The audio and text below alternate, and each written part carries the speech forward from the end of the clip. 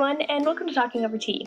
Today we want to do a 2021 reading wrap-up like we did last year, answering those same questions, and we want to reflect on the year and see where we want to go with the new year. So our first questions are, what were the longest and shortest books that we read this year? So my longest book was Bonhoeffer by Eric Metaxas, and my shortest book was Poppy's Peril by Alison Thibault. So I gave Bonhoeffer a 5-star rating. I really enjoyed it. I've already talked about it in a blog post, but it is just about Dietrich Bonhoeffer and what he did during World War II. It took me a really long time to read because it is a little hard to read and very scholarly, but I still really liked it. And then Poppy's Peril, I gave 4 out of 5 stars. It is kind of the third book in a series, but it's supposed to be what happened before the first book. Yeah, so it's like a prequel. And I like this one. I didn't like it quite as much as the other ones. This series is a retelling of fairy tales, and I enjoyed it, but it wasn't my favorite out of all the ones that I read. My longest book was Exiles by J.L. Knight, and my shortest was On the Horizon by Lois Lowry. So Exiles is the 4th book in the Ilion Chronicle series, and this book took me a really long time to get into, but I ended up actually quite enjoying it by the end. I think I gave the book maybe 3.5 stars. It's probably one of the books that I like better in that series.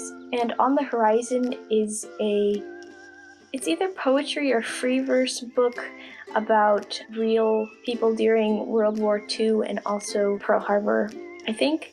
It's been a really long time since I read it, but yeah, I liked that one.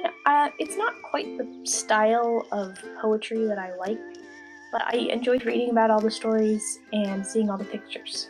The next question is, what were our top 3 favorite books? My first book is The Sword in the Stone by T.H. White. It is a retelling of the story of King Arthur when he was young.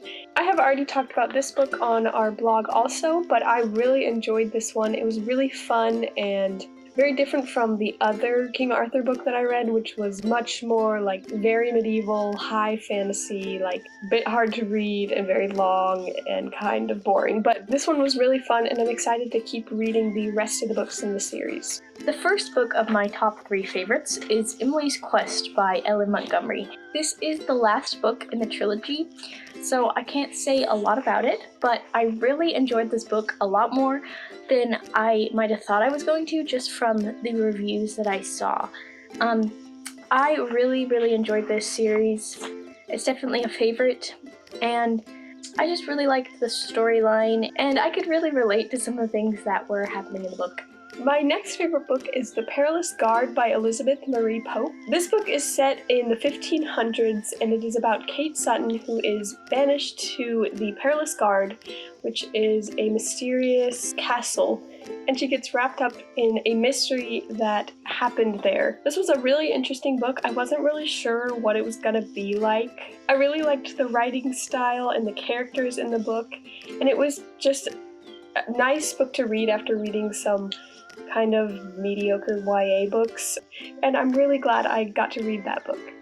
My next favorite book of 2021 was Skyward by Brandon Sanderson. This book follows a 17-year-old girl named Spensa, and it is set on another planet, and the main plot of the story is that the main character wants to prove herself because everyone says her dad's a coward and kind of seen as an outcast because of that, and she gets to go to a flight school. This story was definitely not perfect, but I really enjoyed it, and it's something quite different from what I would normally read. My third book is Thorn by Intizar Kanani. This is a retelling of The Goose Girl, and I've read 2 other retellings of The Goose Girl, and this is by far my favorite. It has the main plots of The Goose Girl, but it is set in a fantasy world, and there is actually a second book that I'm hoping to read this year. I hadn't read a fantasy book that I really enjoyed in a long time, so this was a nice surprise, and it was definitely kind of like a slow-moving book, but I usually enjoy those more. I don't really love action-packed books. If you like fantasy and more slow-paced, reflective books, then I would definitely give this one a try. My last favorite is Airman by Owen Colfer. I talked about this book in a recommendations post we did over on our blog. I enjoyed this one a lot more than I was expecting to. I really liked the setting of this one and also the characters as well. And I was very interested in seeing how it was going to end when I was reading it. And even though I knew that Maddie really liked this book, I was surprised at how much I liked it. Our next question is what were our 3 least favorite books? And my first one is The Holo by Agatha Christie. I usually like Agatha Christie's books, even if they don't become my favorites. But this one I really didn't like. It was mostly just the plot of the book. I just didn't like the idea. It was the same in style-wise and everything, but it was just the setting and the reason things happened and all that just really made me not like it. My first least favorite book was The Healer's Apprentice by Melanie Dickerson. I knew going into this that I probably wouldn't really like it, but I didn't realize how much I wouldn't like this one. Everything about it, practically, I really didn't like. I didn't like the characters, I didn't like the writing. Some people really love this series, but it's just not the kind of book that I like. My next least favorite book is Forget Tomorrow by Pintip Dunn. This was one that I just picked up at the library just because I thought it looked interesting. It was a sci-fi book, and it was not very good. It was very cliche, and it was trying really hard to be cool, but very much did not succeed. I just kind of forced my way to the end just so I could be done with it. My next book is The Birthday Ball by Lois Lowry. I am sad to say that I put a Lois Lowry book on this list, but I really hated this book. I think it was trying to be funny, but I honestly don't think that many kids would think it was funny, and I didn't. And yeah, I just thought it was not very interesting or very well written. My last book is Olivia Twist by Lori Langdon. This book was a retelling of Oliver Twist with a girl protagonist. It was very cliche YA romance, and I think it was written by a Christian author, which I wouldn't really have been able to tell through the writing and through what happened. So that was one of the main reasons I didn't really like it. Also, it was kind of boring and kind of dumb.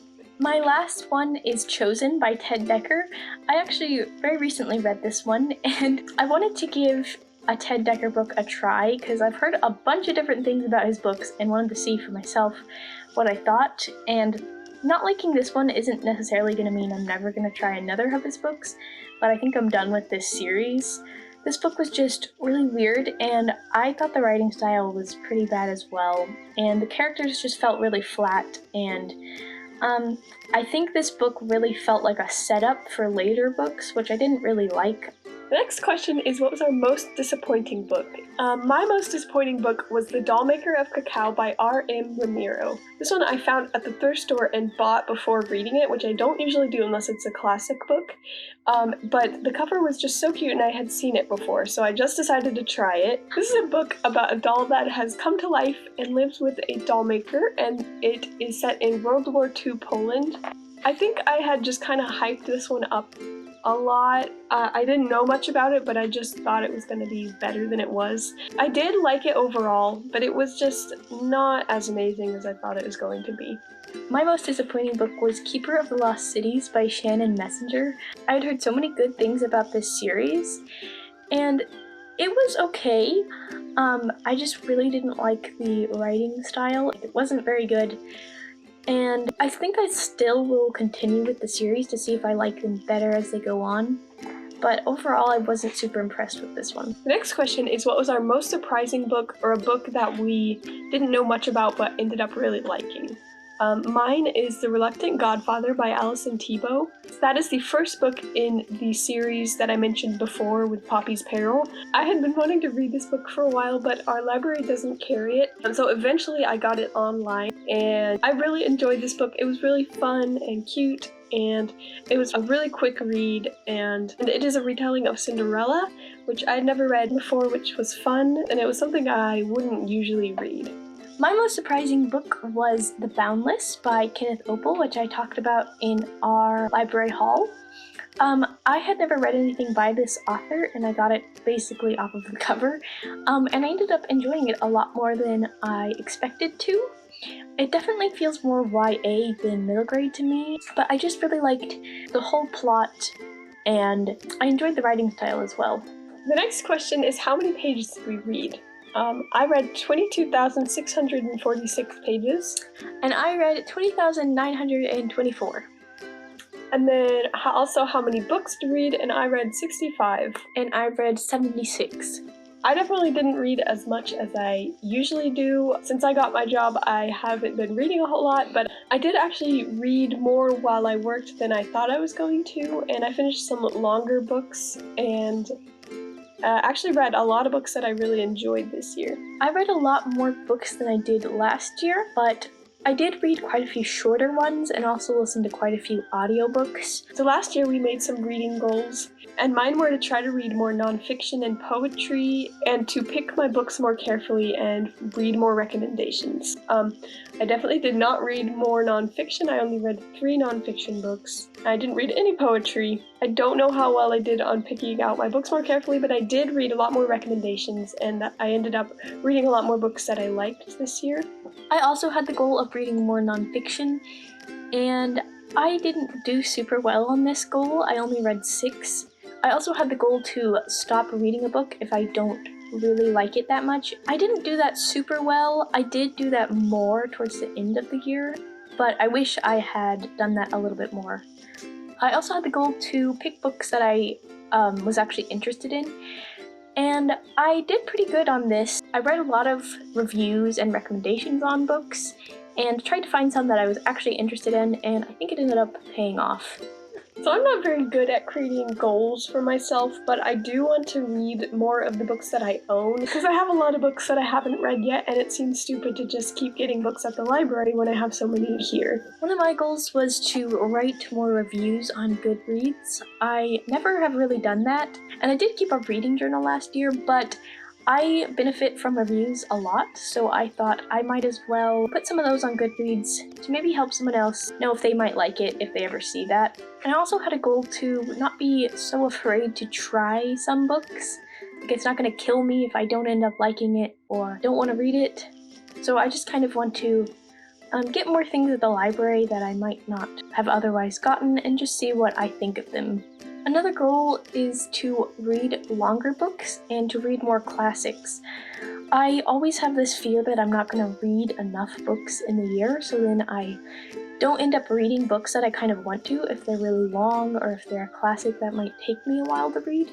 So I want to try not to do that so much in 2022 and read longer books that might take me a bit longer to read. So that was our reading wrap-up for 2021. We hope you enjoyed watching this video, and we'd love to hear any of your favorites or any thoughts you have on what you read in 2021 or any goals you have for the new year. Thank you for watching this video, and we will see you in our next post.